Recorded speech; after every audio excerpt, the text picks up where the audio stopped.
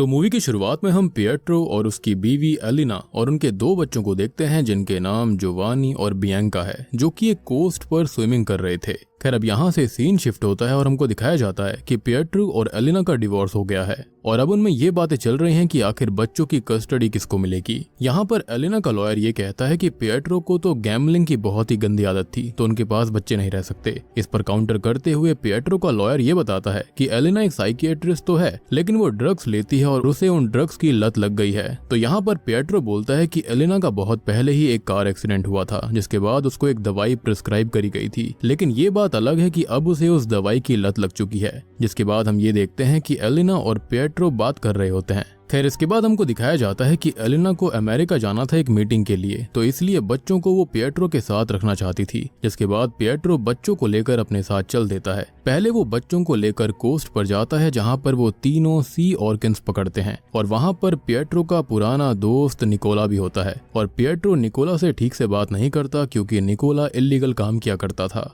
खैर बच्चे निकोला की बोट पर जाने की जिद करने लगते हैं, तो पिएट्रो उन्हें बोट पर जाने देता है। अब यहाँ निकोला पिएट्रो से कहता है कि आज उसकी बोट पर एक पार्टी है, तो वो तीनों वहाँ पर रुक सकते हैं, लेकिन पिएट्रो इसके लिए राजी नहीं होता और वो बच्चों को लेकर अपने घर चल देता है। खैर अब घर के बाहर पिएट्रो को सैंतो मिलता है, जो कि उससे अपने पैसे लेने आया था, जो कि उसने गैम्बलिंग में हारे थे। तभी सैंतो ये बताता है कि पिएट्रो को असल में 2.5 लाख यूरोस देने हैं, तो वो घर बेच दे जिस पर वो काम कर रहा है। लेकिन पिएट्रो कहता है कि वो उसका सपना है और वो उस घर को पूरा कर बेचेगा। फिर वो सैंतो को कहता है कि वो क्रिसमस तक पैसे लौटा देगा, जिसके बाद में सैंतो वहां से चला जाता है। खैर रात को पिएट्रो बच्चों को नहलाकर सुला देता है और वो खुद जाकर टीवी पर मैच देखने लगता है कि तभी उसके पास में जियोवानी आता है और कहता है कि उसके रूम के अंदर एक मॉन्स्टर है। तो पिएट्रो जाकर चेक करता है और नोटिस करता है कि वो तो खाली एक पेड़ की शाखा थी, यानी कि ब्रांचेस थी। जिसके बाद में वो जियोवानी को सुला देता है और वापस आकर मैच देखने लगता है। साथ ही साथ वो ड्रिंक और स्मोक भी कर रहा था। खैर थोड़ी देर के बाद में वो फिर से बच्चों के पास जाता है, लेकिन बच्चे बिस्तर पर नहीं थे। वो सारा घर और आसपास ढूंढता है, लेकिन उसे उसके बच्चे कहीं नहीं मिलते।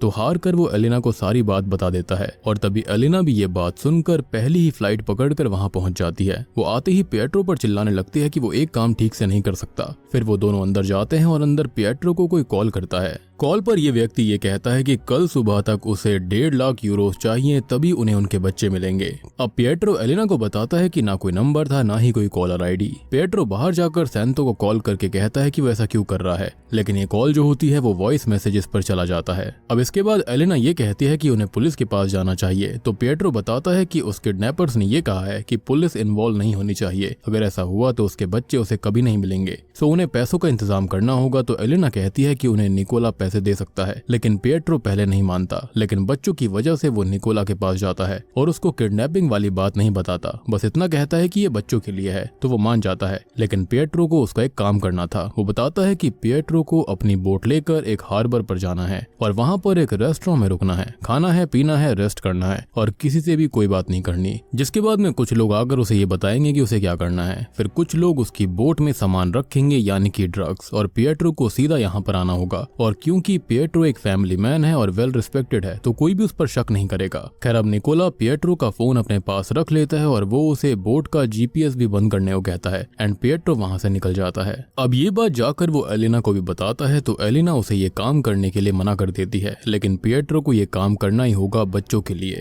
खैर यहाँ पर मैं एक बात क्लियर करना चाहूंगा कि बच्चे सुबह 1 बजे गायब हुए थे और एलिना और पिएट्रो निकोला के पास सुबह 10 बजे गए, और इसलिए टाइम में कंफ्यूज मत हो जाइएगा। खैर शाम होते ही पिएट्रो एलिना को गुड बाय बोलकर अपनी बोट लेकर हार्बर के लिए निकल जाता है और रास्ते में उसे वो पल याद आ रहे थे जहाँ पर वो एक साथ एंजॉय करते थे। खैर अब रात को पिएट्रो हार्बर पहुंच जाता है, जहाँ पर वो एक टेबल बुक करके बैठ जाता है। वो वहाँ पर घंटों तक बैठा रहता है, लेकिन कोई नहीं आता। तो पिएट्रो वहाँ किसी से फोन लेकर निकोला को कॉल करता है, लेकिन कोई भी जवाब नहीं देता। जिसके बाद वो एलिना को कॉल लगाता है, लेकिन वो भी कॉल नहीं उठाती। तो वो एक वॉइस नोट छोड़ता है कि वो निकोला से पूछे कि कोई भी वहाँ पर उससे कॉन्टेक्ट करने नहीं आया। जिसके बाद से वो वापस टेबल पर जाकर बैठ जाता है और धीरे धीरे सभी लोग रेस्टोरेंट से चले जाते हैं। बस वहाँ पर अकेला पिएट्रो ही रह गया था। तो वो भी चेक मांगता है और तभी वहाँ पर वेटर उसे बिल देता है, जिसके पीछे लिखा था कि वो अब घर चला जाए। तो अब पिएट्रो बोट को स्टार्ट करते हुए घर जाने लगता है और तभी वहाँ पर कुछ लोग आते हैं और वो पिएट्रो की बोट में चढ़ जाते हैं और वो उस पर गन पॉइंट कर देते हैं और निकोला की पेमेंट का वेट करने लगते हैं। अब वो पिएट्रो को मारने ही वाला था, लेकिन आखिरी मिनट पर निकोला पेमेंट कर देता है तो वो पिएट्रो को ड्रग से भरा बैग दे देते हैं और वहाँ से चले जाते हैं। और पिएट्रो भी अब बैग लेकर वहाँ से निकल रहा था, लेकिन रास्ते में ही उसकी बोट खराब हो जाती है और उसके हाथ में एक कट भी लग गया था। अब वो बीच समुद्र में फंस चुका था और ऊपर से रात भी काफी थी। तो पिएट्रो रेडियो को ऑन करता है और वो कोस्ट गार्ड से हेल्प मांगता है और थोड़ी ही देर में कोस्ट गार्ड की बोट वहाँ पर आ गई थी।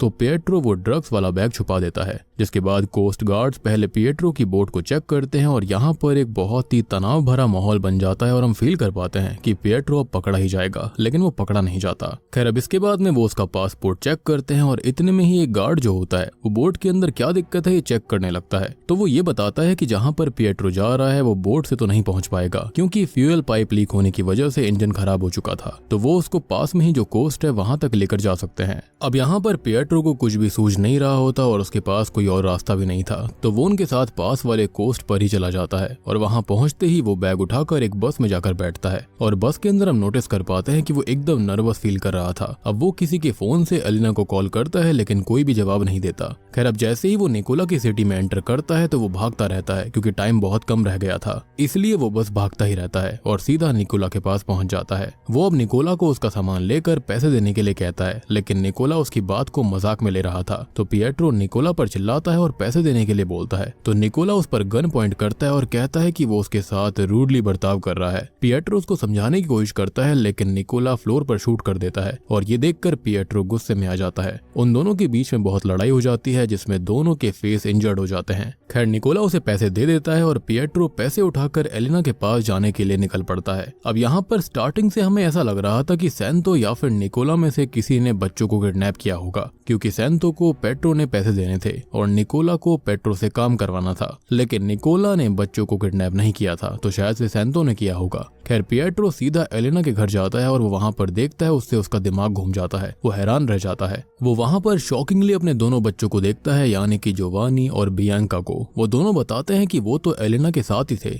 तभी वहाँ पर एलिना आ जाती है और पिएट्रो एलिना को सारी किडनैपिंग वाली बात बताता है, लेकिन एलिना कहती है कि उसे नहीं पता कि वो क्या बोल रहा है और बच्चे तो हमेशा से उसके साथ थे। पिएट्रो कहता है कि उसने बच्चों की रैंसम के लिए ड्रग्स स्मगल किए और 1.5 लाख यूरोज वो लेकर आया है बच्चों की रैंसम के लिए, लेकिन एलिना को कुछ समझ नहीं आता कि वो क्या बात कर रहा था। तो अब गुस्से में आकर पिएट्रो एलिना के ऊपर चिल्लाने लगता है और वो उसे वहाँ से जाने के लिए बोलती है, जिसके बाद वो वहाँ से चला जाता है। अब यहाँ पर हमको ये पता चलता है कि असल में पिएट्रो मेंटली अनस्टेबल है, इसलिए ही उनका डिवोर्स हुआ था और जो भी पिएट्रो के साथ हुआ वो सब उसकी इमेजिनेशन थी। जी हाँ। खैर अब जब वो कार ड्राइव कर रहा होता है तभी उसको उसकी वाइफ एलिना एक रिकॉर्डिंग भेजती है, जिसके अंदर पिएट्रो बताता है कि उसने ड्रग्स स्मगल किए। वो पिएट्रो को कहती है कि वो उसे बच्चों की कस्टडी दे दे, क्योंकि वो मेंटली इल है और डेंजरस भी है, और अगर उसने ऐसा नहीं किया तो वो जेल में जाएगा। वो ये रिकॉर्डिंग सबको सुनवा देगी। खैर ये सुनकर पिएट्रो एलिना के घर जाता है, लेकिन वो वहाँ पर नहीं थी। अब वो तुरंत ही घुड़सवारी की क्लासेस में जाता है और वहाँ पर जोवानी और बियांका को देखता है और वो उनसे पूछता है कि उन्हें याद नहीं है कि वो कल उनके साथ थे, जिस पर जोवानी कहती है कि उसे थोड़ा थोड़ा याद है, लेकिन बियांका को कुछ भी याद नहीं था, जिसका मतलब एलिना ने बच्चों की कस्टडी लेने के लिए प्लान बनाया। जी हाँ, और पिएट्रो बिल्कुल ठीक है और सैंतो ने भी कुछ नहीं किया है। खैर तभी वहाँ पर एलिना आ जाती है और वो ये कहती है कि उसने ये इसलिए किया क्योंकि उसने उसके लिए कोई चॉइस नहीं छोड़ी थी और वो बच्चों की कस्टडी चाहती है किसी भी कीमत पर। खैर वो ये कहती है कि वो बच्चों को लेकर अमेरिका जा रही है, जिसके बाद पिएट्रो वहाँ से चला जाता है क्योंकि वो कुछ भी नहीं कर सकता था। अब वो अपने घर जाता है और नहाने के बाद वो टॉयलेट में एक पिल का कवर देखता है और उसे याद आता है कि फ्लश बटन को 2 बार प्रेस करना पड़ता है, जिसके बाद वो सीधा एलिना के घर जाता है और वो वहाँ पर सेम वैसे ही पिल को ढूंढने लगता है और उसे वहाँ पर वो पिल मिल जाती है, जिसके बाद वो कार में बैठकर सीधा एयरपोर्ट की तरफ जाने लगता है। और यहाँ पर हमको दिखाया भी जाता है कि एलिना ने ये सब कैसे किया। उसने बच्चों को अकेला देखकर उन्हें उस पिल से ड्रग किया था, जिस वजह से उन्हें पिएट्रो के साथ रहने वाली मेमोरीज याद नहीं थी,